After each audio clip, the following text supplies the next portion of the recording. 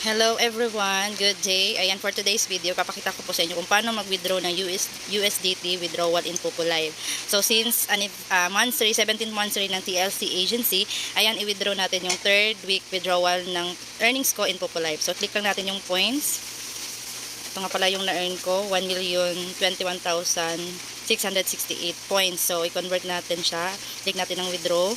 And then sa mga gusto na magpa-withdraw ng USDT method, click mo lang yung USDT. Ayan. Tapos click withdraw. After nyan, i-click nyo lang yung amount, 102 or 100 US dollar. Ayan, submit, withdraw, and then confirm your security password.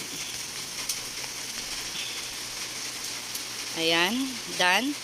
So, nag-success na siya. After success, i-click lang natin yung dito kay Popo Live. Ayan, unread. May under review, $99.6 under review. So ayan, local currency is 5,679.48 pesos siya kung mag-withdraw. Okay, so antayin lang natin mag-successful withdrawal para makuha natin yung earnings in Popo Live. Ayan, 99.6 for withdrawal successful, only take 1 minute. Wow, ang bilis. Thank you so much, Popo Live.